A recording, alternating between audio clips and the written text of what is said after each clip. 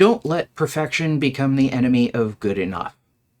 What's up, everybody? I'm Jason, and welcome back to the vlog. So this vlog is going to be an extended discussion on the video that I posted on Tuesday, which is the power consumption for the R5C when shooting in video mode. Now, as always, these extended discussions are a sort of a talk or a look at it. I would say behind the scenes, but they're not really behind the scenes.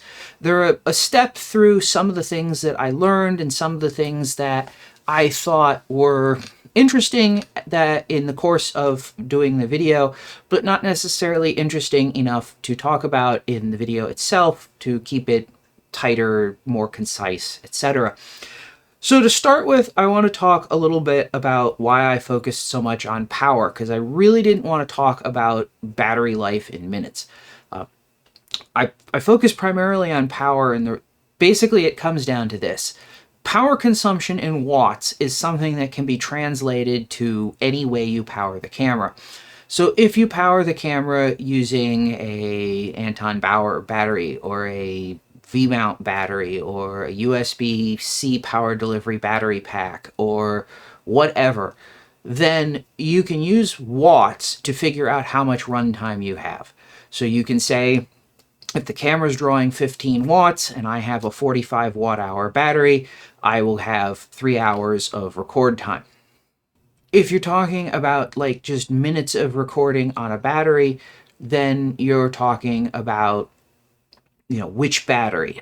Is it the LPE6? How do you translate that? And it generally is just more difficult, in my opinion, to translate a discussion in battery life or record minutes into a discussion in, other batteries, power supplies.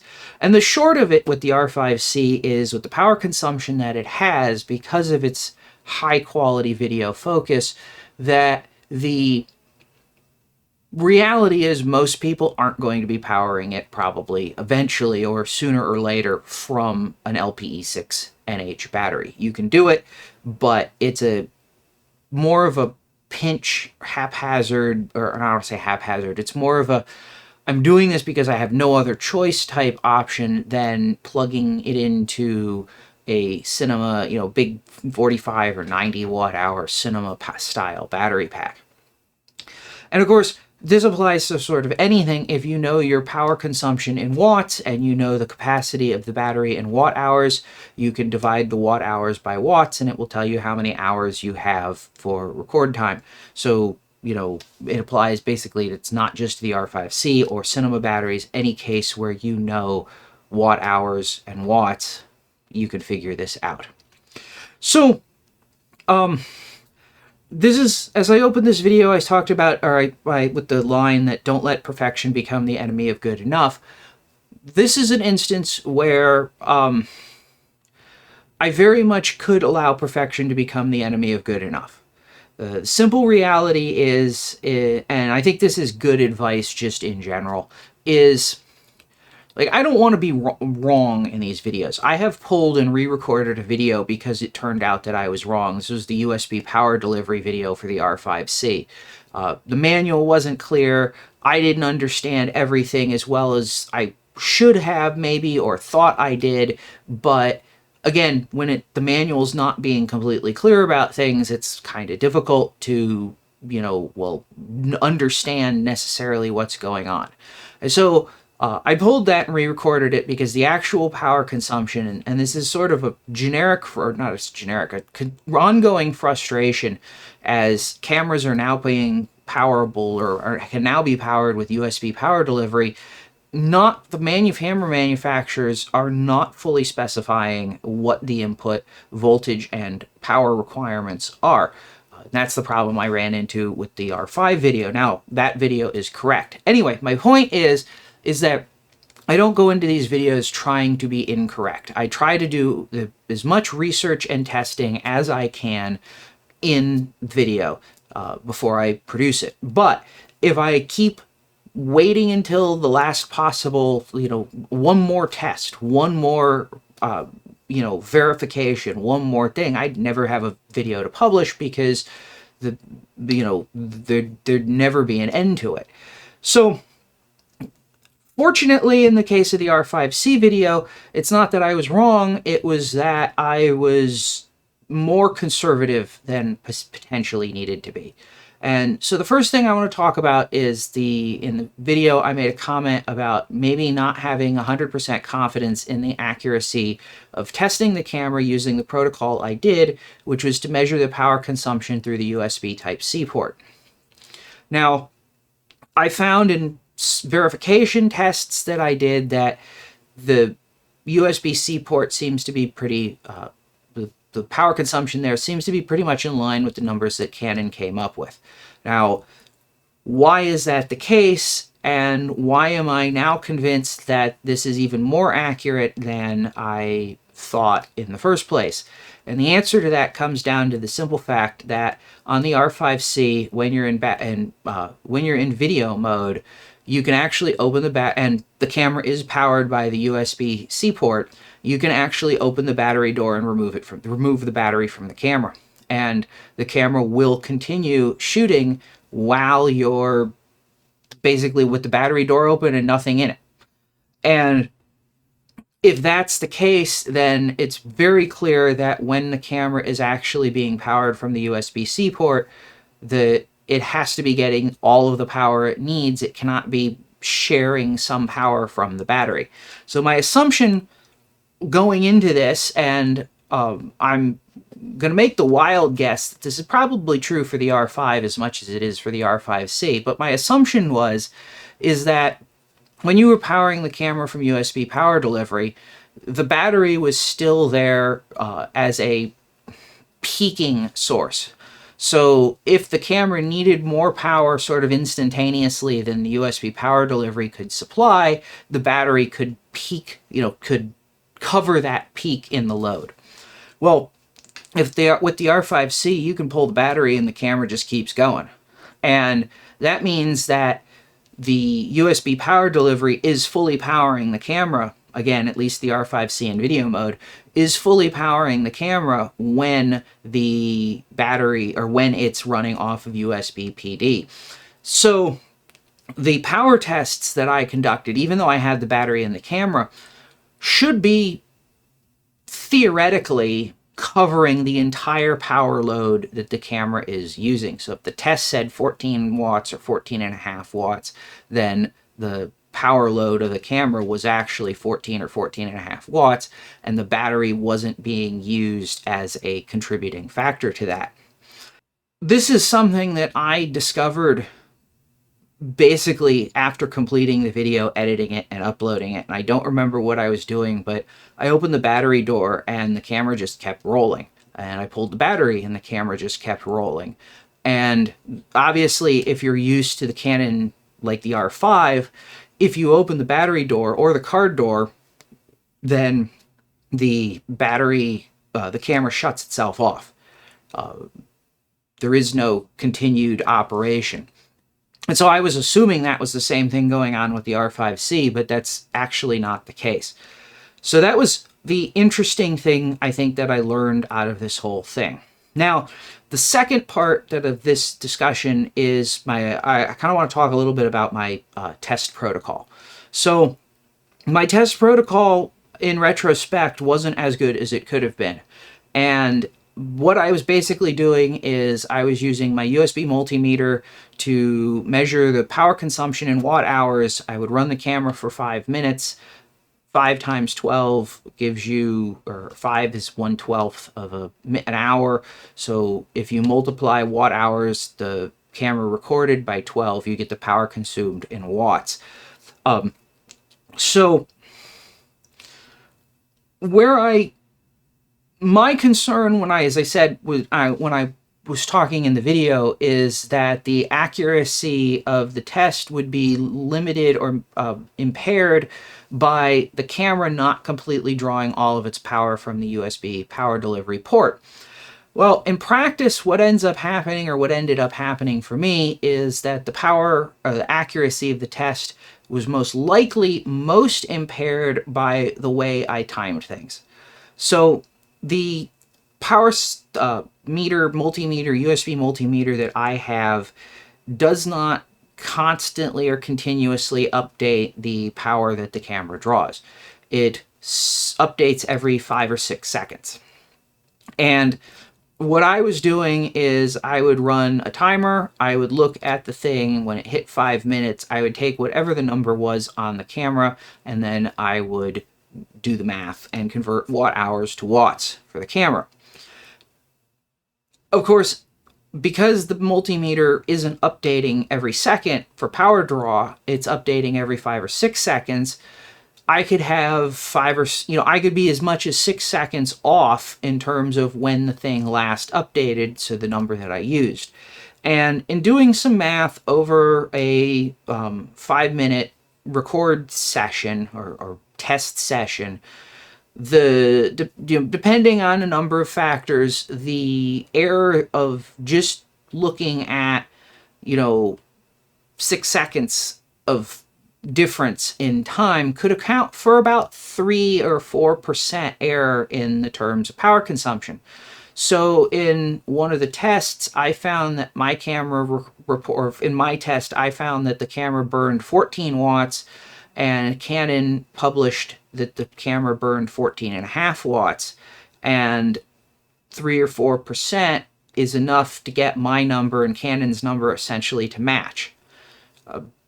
So that was the error in the test protocol. Now, how big of a deal is this? Well, I'm going to say it's not really that big of a deal.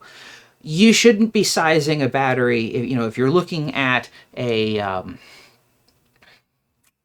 cinema, a gold mount or V mount battery, you shouldn't be sizing that battery to exactly match the record time that you need. So if you need 3 hours of record time, you should not be saying, the camera burns 15 watts, I'm going to use a 45 watt hour battery. You should have margin in there, especially if you have extra things involved, such as powering an external monitor or microphones or whatever. And then, of course, like I said, there's a lot of variability in the testing in terms of lens choice, stabilization, processing. I mean, there's a lot of other factors involved. So you don't want to just try and nail it. You want margin. My numbers being 3% lower than the actual power consumption that the camera runs, I'm not sure that that's that should be so far within your margin. Like, my margin would be like 30%. If I expect the camera, or if I'm going to try and run the camera off a battery for 3 hours, plus maybe a small HD monitor or something like that, I'm going to want enough battery capacity to power that load for 4 hours. Just because. You never know. And now, if I'm not continuously recording, there's a little bit of power savings there, but you don't want to try to be running right on the line. So I'm not going to redo all the testing because the numbers are maybe 3 or 4% off. It would have been nice. It would have been nice if I'd have thought through this and done this better in the first place.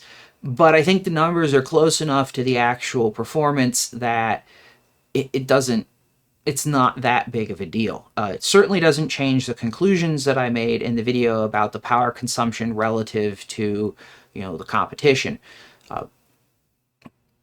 It's not 3% really, when I was looking at the Blackmagic Cinema camera and the C500, I was looking at a almost twofold in some case difference in performance. So versus 3%. I don't think it's a big deal. I'm not gonna I don't think it changes my conclusion. From what I'm seeing, the R5C is competitive power consumption wise, even with the errors in my test, or the potential for errors in my test. It is competitive power consumption wise with the competition, the Nikon Z9 and the Sony Alpha 1, more or less. As equal as things can be. Now, that said, that's pretty much all I have on things that I learned. Like I said, obviously opening the battery door and card door was a big sort of interesting moment. Now, if you open the card door while the camera is on, powered on, or whatever, it doesn't turn the power off, but it does disconnect the cards, which will stop the camera from recording. You can't do hot swapping of cards, which, given that you have two dissimilar cards, they're not both CF Express, you couldn't fit necessarily. There's a lot of formats the camera can't just fail over to the other card anyway, so I'm not sure that that's a huge impediment. But that is going to be something that I'm going to be talking about in a future R5C tech tip video, because it's probably worth having out there on its own as a key point. So one other thing that came out of this entire evolution is when I was looking at the competition, so Nikon and Sony. And truthfully, this would also apply to Canon's, like the Photo R5. Nobody posts or publishes really good power consumption data for their still cameras, their hybrid mirrorless cameras. I think the reason that there's as much power consumption information in the manual for the R5C simply comes down to the fact that it's a cinema camera and it's something that's more expected in that kind of professional cinematography field. When I look at product lines, as you know, from specifically like Canon, but you could even compare this to Sony, because Sony does make cinema cameras. The cinema cameras are very much a tier above the even the professional still cameras. There's more information provided about everything going on in the camera than there is for like a professional, like a Z9 or a R3 or a 1DX. Doesn't have quite the same level of detail in the manual. So I have an opportunity through a friend to generate some of the same kind of power test information for Nikon's Z9. And since Nikon doesn't publish it in the manual, and I didn't have it when I was doing this video, which I very much would have liked, that I'm looking into planning and probably going to do a full well, I won't say full, but a fairly comprehensive power test on the Z9 to see how Nikon just says 170 minutes. I want watt numbers. I want to be able to provide that information because I think it's useful. So I'm going to do the same kind of test using my improved protocol with the Z9 to determine as best I can what the power consumption is for that camera. So that's an upcoming video that I will be looking at. I expect it to do well. I expect it to do, like, I don't think Nikon is at all trying to game the numbers with their 170 minutes of record time that they publish in the manual. Now, I fully expect my numbers are not going to completely line up with Nikon's. Different test protocols, different test equipment. They're using much more sophisticated, Nikon, Canon, Sony, all of these companies are using much more sophisticated test equipment than a $30 USB-C power meter. But I think it's useful to have the information out there. So that's a video that I'm going to be putting together my plan at the current moment, since Nikon has just announced firmware 2.0, and that includes RAW recording and RAW 60p recording, which are, I don't want to do this more than once with the Z9. I hate revisiting things just for the sake of revisiting things, and since firmware 2.0 is going to be available very soon, like a couple of weeks, my plan is to wait until firmware 2.0 is out, wait until my friend's upgraded his camera to 2.0, and then do the tests, including some of the, including the RAW stuff with firmware 2.0, just so I don't have to do it twice. Not, do it now, then do it again after 2.0 to see if anything changed. So that's on the board for power discussion. Obviously, the R5C videos, I'm going to be digging into the cinema side. Cinema Video OS is as much as I can, because I'm struggling with it to a large extent, trying to learn it, and so on and so forth. But I'm going to wrap this vlog up here. If you made it this far, thanks for watching. If you found this interesting, please let me know by giving it a like. If you find this kind of thing to be interesting, this kind of thing, I guess I should say, if this kind of thing seems like it might be your kind of thing, please consider subscribing if you're not already. And if you know somebody who this might be useful to, help them and me by sharing it with them. And as always, thanks for watching, and I'll see you next time.